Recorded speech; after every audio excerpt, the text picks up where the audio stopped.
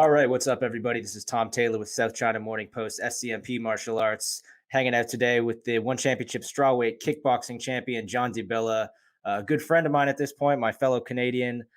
John, great to be speaking with you as always. Not to start on a somber note, but before the cameras were rolling, we were speaking a bit about the tragic passing of Victoria Lee, a real bright young star in One Championship. Now I'm guessing you didn't get the chance to meet her ever, but you're certainly aware of the Lees. As a family man with a tight knit family yourself, just wondering if you have any thoughts on that tragedy. Yeah, man. Coming from a martial arts family, it's very sad news to hear about the passing of Victoria Lee. My heart goes out to the whole family, the Lee family, from the Bella family. We're very sorry for your loss, and our hearts are with you. Yeah. From one martial arts family to another, as you said, it's just it's an impossible tragedy to imagine, and it's surely going to take that family a long time to recover. But hopefully they can all mend in time and hopefully get back into the cage too, because of course there's some Of great course. fighters in that family. Yeah. On to more positive news though. Of course, you had a great year last year. Looking back on the year, there was just the one fight, of course, but it was a very very special fight, a very big fight for you. How satisfied are you with the year you just had? Yeah, man. It was a good year.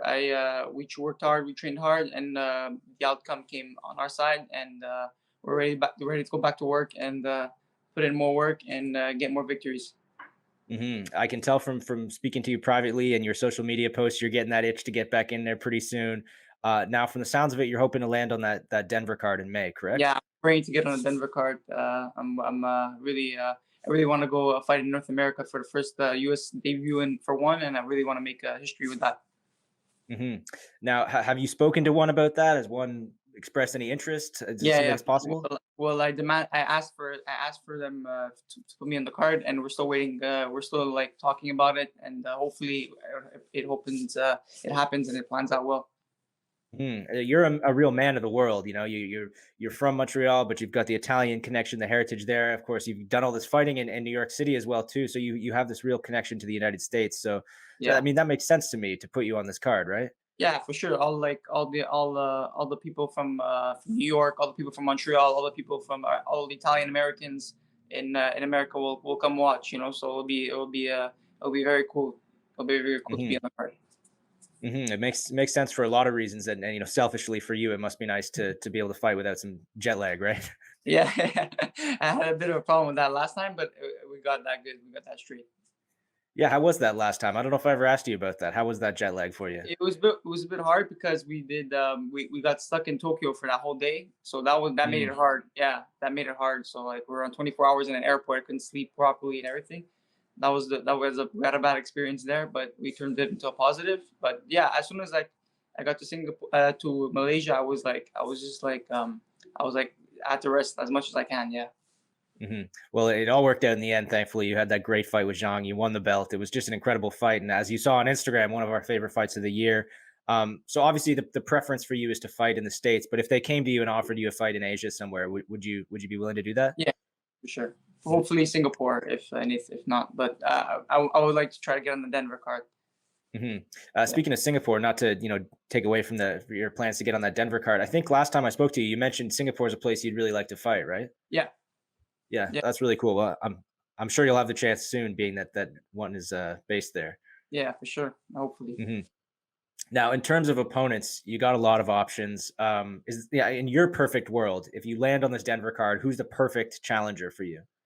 Oh man, anybody who one puts in front of me, I'll accept. Anybody. But I think a few guys are calling me out, including Daniel Williams, and that'll be actually a good fight between me and him. In Denver, it will be even better, and I believe that'll be a really really really good fight and a fight of the year contender. hmm Now, I really like you and Daniel Williams. You're both guys I've interviewed quite a few times, guys I've really connected with. So I hope you could keep it civil. I hope you keep it friendly Yeah, if that fight happens. for But sure, what for is sure. it about that fight that you like? He's a very exciting guy. What is it about that matchup you like? I like that. Like he comes to fight. He doesn't come to play. He comes to fight, and that's what I want. I want guys to come fight. I don't want come guys just to stand there. And I want like this is a high level. This is a high level league in one championship is a high level striker. So this that'll be a crazy fight. I don't know if you guys saw with the fight with Rotang. Just this, he Mhm. was a fight of the year in 2021. So me and him will be a fight of the year of 2023 for sure. Yeah, I mean, given your track records, that seems very likely. Now, not to take anything away from Daniel, as I said, he's a guy that I like and certainly enjoy watching fight. But he did take a pretty tough loss in his last fight in MMA. But then before that, of course, he's got all this experience in Muay Thai. He does come from the striking arts, so you'd have no objection to giving him a title shot, because of the MMA loss. No, I believe that like it's a different sport, and I seen his Hmm. resume in kickboxing. He has a big resume in kickboxing. He has more experience than me.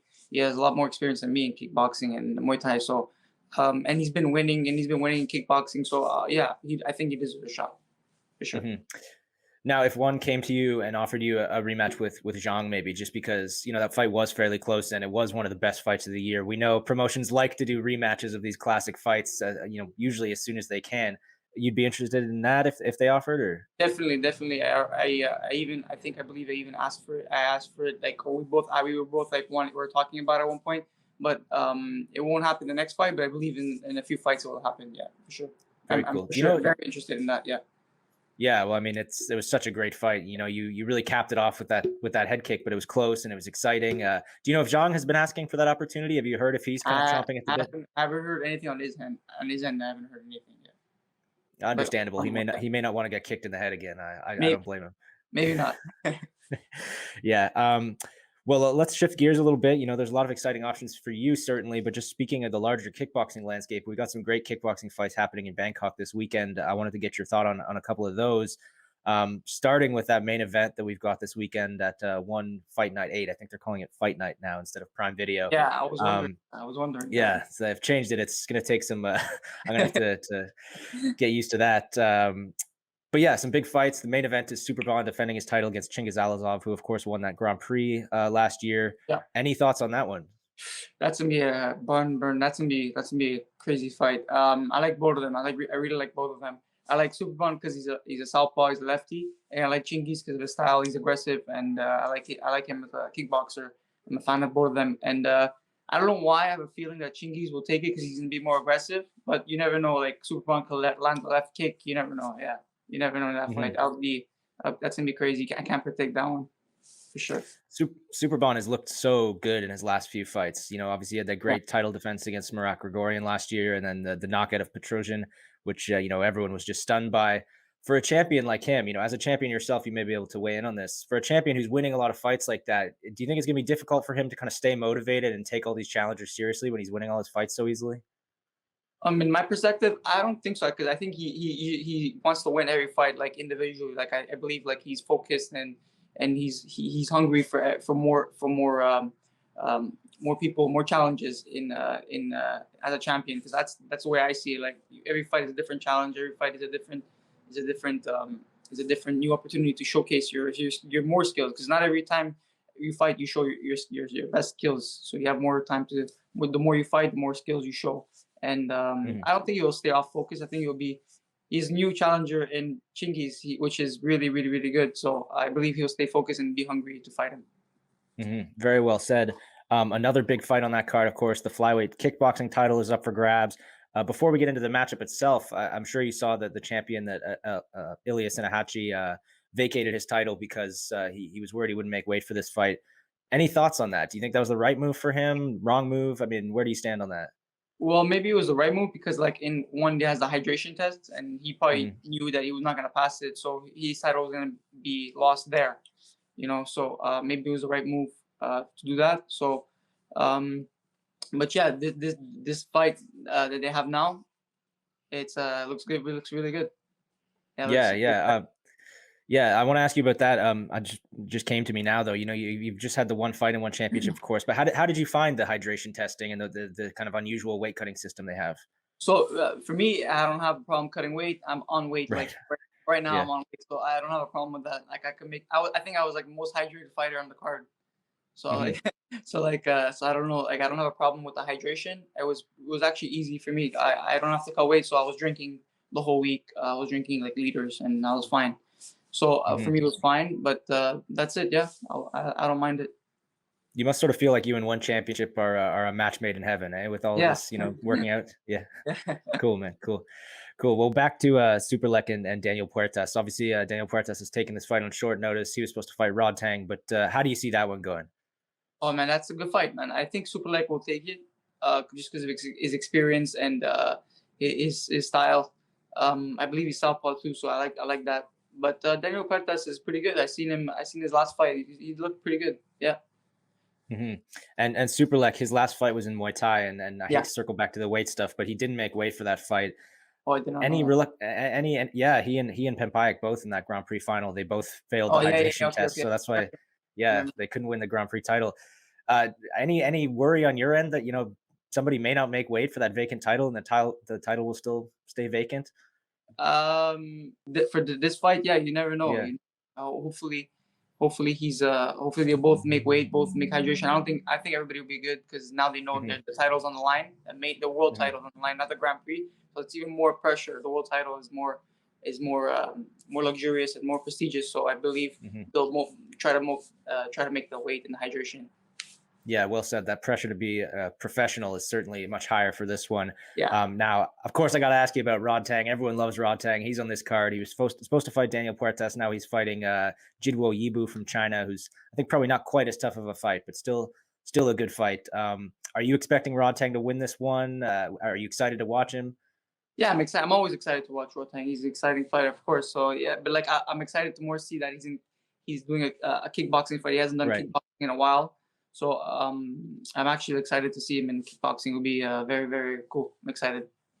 hmm Now, I know from previous conversations with you, you're not really interested in moving up to flyweight, and as you just said, you don't really cut any weight for the division you're in. So, it's very unlikely that you move up. But Rodtang, being a big star, being a lot of people's favorite fighter, if that fight ever came across your desk, would you take that fight?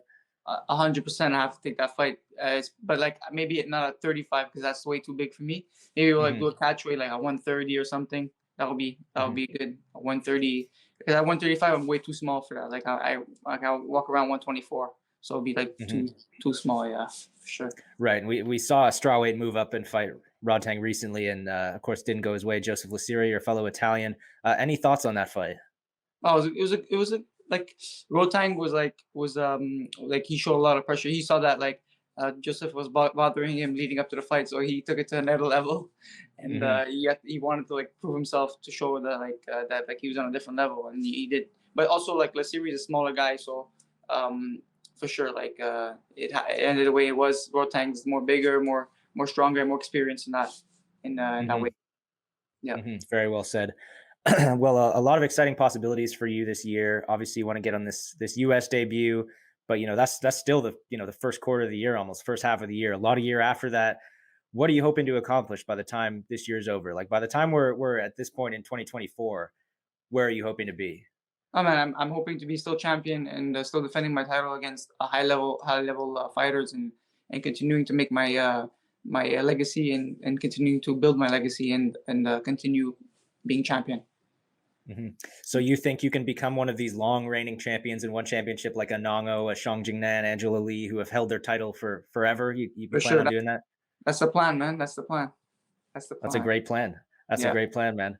Well, I know you're a busy man over there. You're at the gym. You've probably got some training to do. yeah. Let's wrap it up with this. A lot of people supporting you, obviously, in Canada and Italy and the US and now all over Asia. I mean, what do you say to the fans that are supporting you? I want to say thank you to all the fans all over the world, man. It means a lot. It means a lot, and I continue to show you guys more fighting skills and can't wait to give you more performances.